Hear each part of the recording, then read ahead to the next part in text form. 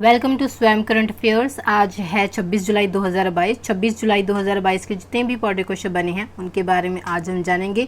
तो चलिए शुरू करते हैं। हमारा पहला क्वेश्चन, किस देश ने अपने अंतरिक्ष स्टेशन के हिस्से के रूप में वेंट्रियन प्रयोगशाला मॉड्यूल लॉन्च किया है? तो ये लॉन्च किया गया है चीन के द्वारा, यानी ऑप्शन नंबर बी हमारा सही हो जाएगा।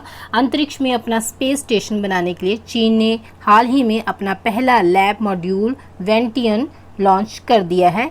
इसमें वेंटियन का शाब्दिक अर्थ है स्वर्ग की खोज। चीन की समाचार एजेंसी शिन्हुआ की रिपोर्ट के अनुसार नया मॉड्यूल कोर मॉड्यूल के बैकअप और एक शक्तिशाली रिसर्च प्लेटफॉर्म के रूप में कार्य करेगा।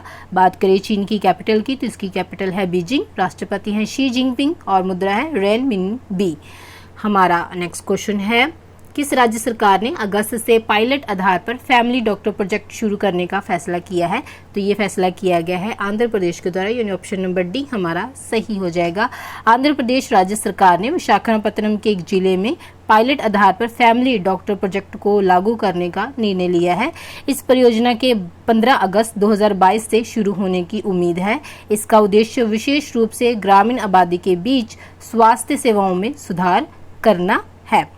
बात करें आंध्र प्रदेश के गठन की, तो इसका गठन हुआ था 1 नवंबर 1956 को और इसकी राजधानी है अमरावती। सबसे बड़ा शहर है इसका विशाखापत्तनम और इसमें राज्यपाल का नाम है विश्वभूषण हरिचंद्र और मुख्यमंत्री हैं YS जगनमोहन रेड्डी।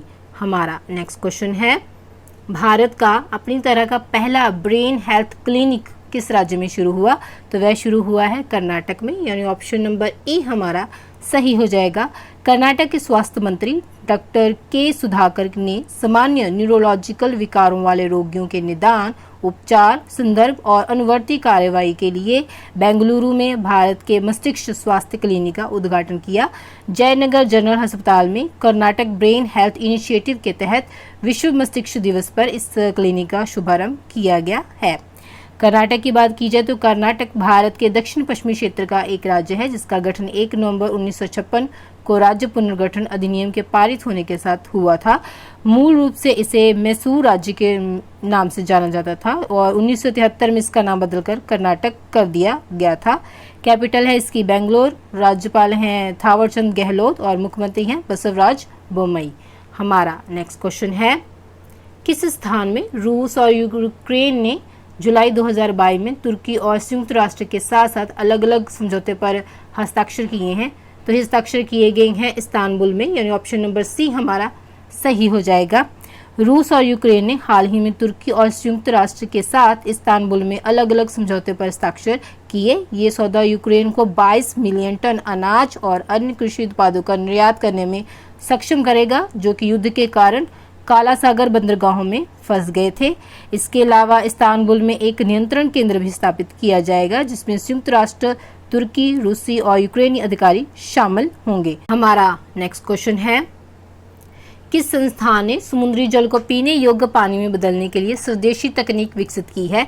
तो ये तकनीक विकसित की गई है राष्ट्रीय महासागर प्रौद्योगिकी संस्थान के द्वारा, यानी ऑप्शन नंबर ए हमारा सही हो जाएगा। पृथ्वी विज्ञान मंत्रालय के स्वायत्त संस्थान राष्ट्रीय महासागर प्रौद्योगिकी संस्थान की मदद से IIT मद्रास के वैज्ञानिकों ने समुद्र के पानी को पीने योग्य पानी में बदलने के साधन खोजने के लिए निरंतर शोध किए हैं, जो कि पीने, खाना पकाने और अन्य व्यक्तिगत उपयोग के लिए उपयुक्त हो सकता है। हमारा नेक्स्ट क्वेश्चन है, किस राज्य के राज्यपाल ने बराक बुमन वन्यजीव अभ्यारण्य के निर्माण के प्रस्ताव को मंजूरी दे दी है?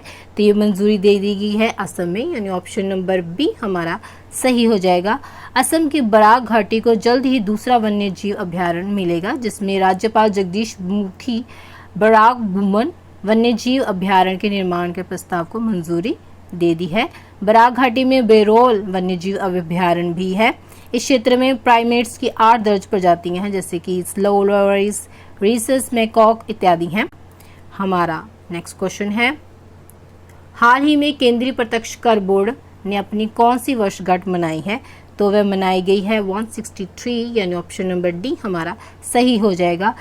केंद्रीय प्रत्यक्ष कर बोर्ड यानी CBDT और देश भर में उसके सभी क्षेत्रीय कार्यालयों में हाल ही में इनकी 163वीं वर्षगांठ का आयोजन किया गया। आयकर में पिछले कुछ सालों में बहुत ही बदलाव किए गए हैं। उन्होंने अपनी पुरानी रूपरेखा को छोड़कर 1922 के निशान को शायद ही 1961 के अधिनियम में देखे जा सकते हैं, क्योंकि वो आज तक संशोधित है। और भारत में पहली बार आयकर को एक शुल्क के रूप में 1860 में 24 जुलाई के दिन लगाया गया था। आयकर से संबंधित एक और करंट अफेयर्स की बात करना चाहेंगे कि कल यानी 25 जुलाई 2022 को नियमित रूप से अपने करों का भुगतान करने के लिए महान स्टार रजनीकांत को चेन्नई में आयकर विभाग द्वारा सम्मानित किया गया था। हमारा नेक्स्ट क्वेश्चन है, जुलाई 2022 में किस राज्य के मुख्यमंत्री ने राज्य के लिए पर्यटन नीति 2021 की शुरुआत की है? तो ये शुरुआत की गई है झारखंड में, यानी ऑप्शन नंबर सी हमारा सही हो जाएगा। झारखंड के मुख्यमंत्री हेमंत सोरेन ने हाल ही में राज्य के पर्यटन नीति 2021 की शुरुआत की। नीति के तहत सरकार राज्य के पर्यटन क्षेत्र के निवेशकों को 5 साल की अवधि के लिए भुगतान किए गए शुद्ध जीएसटी के 75% की प्रतिपूर्ति के लिए सिंगल विंडो सिस्टम पूंजी निवेश सब्सिडी का 20 और 25% की सीमा तक प्रदान करेगी। हमारा नेक्स्ट क्वेश्चन है, 100वें वनडे मैच में शतक लगाने वाले 10वें खिलाड़ी कौन बने हैं? तो वे बने हैं शाई होप, यानी ऑप्शन नंबर ए हमारा सही हो जाएगा। वेस्ट इंडीज के बल्लेबाज शाई होप हाल ही में अपने 100वें वनडे में शतक बनाने वाले 10वें बल्लेबाज बन गए हैं। उन्होंने पोर्ट ऑफ स्पेन में क्वींस पार्क ओवल में भारत के खिलाफ दूसरे वनडे के दौरान ये उपलब्धि हासिल की। ऐसा करने वाले वेस्ट इंडीज के चौथे बल्लेबाज हैं। हमारा नेक्स्ट क्वेश्चन है, भारतीय खेल प्राधिकरण ने टीम इंडिया का उत्साह बढ़ाने के लिए कौन सा एक नया अभियान शुरू किया है? तो अभियान शुरू किया गया है भारत के लिए बनाए, यानी ऑप्शन नंबर सी हमारा सही हो जाएगा। टीम इंडिया का उत्साह बढ़ाने के लिए खेल प्राधिकरण ने भारत के लिए बनाए अभियान शुरू किया है। बर्किंघम में 28 जुलाई से शुरू होने वाले राष्ट्रमंडल खेलों में 16 विषयों में 215 सदस्यीय भारतीय एथलीट दल भाग लेने के लिए पूरी तरह से तैयार हैं। भारतीय खेल प्राधिकरण ने क्रिएट फॉर इंडिया अभियान के साथ टीम इंडिया का उत्साह बढ़ाने के लिए एक नई पहल शुरू की है। प्रतिभागी हैशटैग क्रिएट फॉर इंडिया और हैशटैग चीयर फॉर इंडिया का उपयोग करके 26 जुलाई 2022 तक अपनी रचनात्मकता प्रविष्टियां जमा कर सकते हैं, यानी आज तक वह इसको जमा कर सकते हैं।